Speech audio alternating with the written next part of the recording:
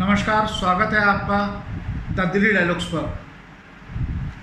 शिकारी आएगा, जाल बिछाएगा, जाल में फंसना नहीं, शादी के प्रलोभन में धर्मांतरण करना नहीं। ये एक संदेश है सभी युवतियों को। अभी हाल फिलहाल में 2-4 दिन के अंदर, 10 दिन के अंदर सिख युवतियों का जबरन धर्मांतरण के खबरें आपने सुनी होंगी। कुछ समय पहले कुछ सिख नेताओं की, कुछ सिख समाज से मैं आवाज़ सुन रहा था कि हिंदू धर्म कमज़ोर है, तभी यहाँ की युवतियाँ, यहाँ की स्त्रियाँ या यहाँ की लड़कियाँ झांसे में आती हैं और अपने लव जिहाद का शिकार होती हैं और धर्मांतरण कर लेती हैं। परंतु अभी कुछ घटनाओं ने सबको झकझोर दिया। जम्मू कश्मीर में अभी कुछ सिख युवतियों का जबरन धर्मांतरण कराया गया। उसमें से एक, जिसका आपने नाम सुना होगा, मनमीत, जिसका आशिक नाम के युवक क्या एक पुरुष से जो मुस्लिम संप्रदाय से था, उससे जबरन उसको अगवा करके उससे शादी करी, निकाह करा और उसको अपने कब्जे में रखा। उसकी उम्र थी 45 साल और इसी युवती की उम्र थी 18 या 19 साल। मामला फैला, आग की तरह खबर फैली। श्रोमणी अकाली दल के नेता मनजिंदर सिंह सिरसा ने पैरवी करी, जो अभी कुछ समय पहले तक कुछ लोग कह रहे थे कि हिंदू धर्म कमज़ोर है।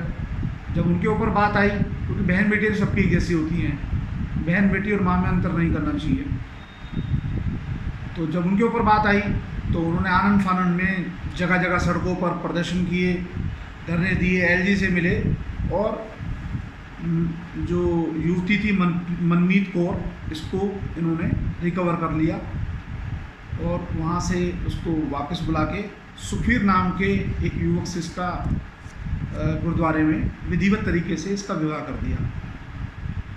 मनजिंदर सिंह सिरसा जी का कहना है कि अभी 4 और ऐसे केस हैं जिनका धर्मांतरण कर दिया गया है और वो लड़कियां बड़ी दुविधा में हैं। मैं समझता हूँ 4 अगर वो कह रहे हैं तो 4 से कई ज़्यादा केस भी हो सकते हैं, होंगे।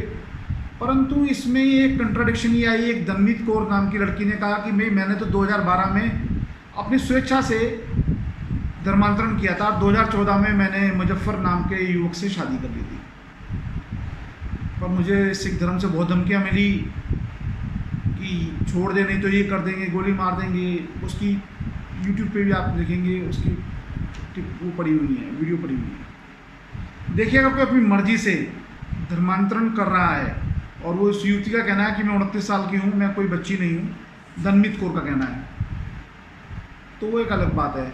पर जिसका जबरन धर्मांतरण हो रहा है उसके लिए हम सबको आगे बढ़ना होगा, उस सबको रोकना होगा। अभी कुछ खालिस्तानियों ने कहा है, खालिस्तानी नेताओं ने कहा है कि इस तरीके का धर्मांतरण कोई छोटी चीज़ है,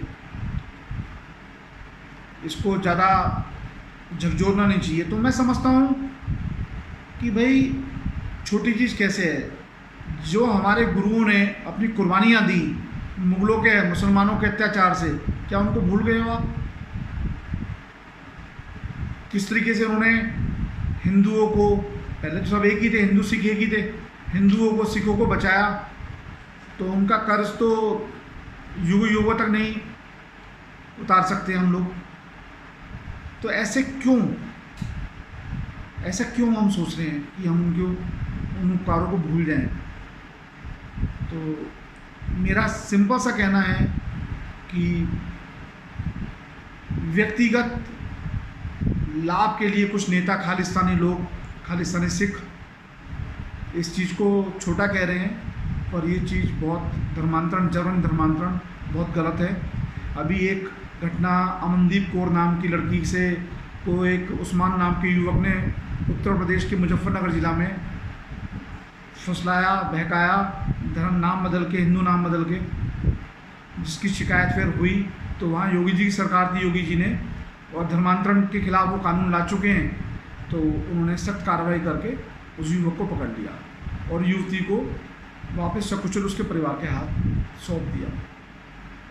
कहने का अर्थ यह है कि इस देश के अंदर जब तक हम एक आवाज़ में केंद्रीय कानून नहीं आएगा धर्मांतरण के ऊपर, तब तक ऐसा चलता रहेगा। और उस धर्मांतरण के कठोर कानून आना चाहिए, उसमें कठोर सज़ा का प्रावधान होना चाहिए, तब जाके कुछ हो पाएगा। अन्यथा तो इस तरीके से चलता रहेगा। आज तक हिंदू कमज़ोर थे, अब सिखों पे बात आई तो उन्होंने मदद की गुहार लगाई। मैं तो समझता हूँ सिख और हिंदू एक ही हैं, उनमें कोई अंतर ही नहीं है। इस बीच इसका राजनीतिकरण भी हो गया है कि जब बात बढ़ती गई तो महबूबा मुफ्ती भी कूदी इसमें और अब्दुल्ला साहब भी कूद गए कि सिख और मुस्लिम को बांटने की चाल चल रही जा रही है। चाल वाल कुछ नहीं है। इस तरीके के लोग जो सेकुलरिज्म का चोला ओढ़ते हैं वो इस तरीके के काम करते हैं कि जब बात धर्म पे आती है तो वो उसको नरमी से वाइट वॉश करते हैं उसके ऊपर। तो सजग रहिए, अपने बच्चों का ध्यान रखिए, उनके जहाँ वो जाते हैं आपकी नॉलेज में होना चाहिए और आज़ादी भी दीजिए, पर उनको चेक भी कीजिए। चेक पॉइंट अगर आप लगाते रहेंगे तो कुछ भी नहीं होगा, और चेक पॉइंट आपने छोड़ दिए तो सावधानी हटी और दुर्घटना घटी। तो मेरा आप सबसे अनुरोध है कि आप सचेत रहिए और सुरक्षित रहिए। अपने बच्चियों का, अपनी बेटियों का, अपनी बहनों का ध्यान रखिए। अगर आपको मेरे द्वारा दी गई जानकारी, मेरे द्वारा बनाई गई वीडियो पसंद आई हो तो उसको लाइक कीजिएगा, शेयर कीजिएगा, कमेंट्स कीजिएगा और सब्सक्राइब कीजिएगा अगर आपने अभी तक चैनल को सब्सक्राइब नहीं किया है, और बेल आइकन को हिट करना बिल्कुल ना भूलिएगा। धन्यवाद, नमस्कार।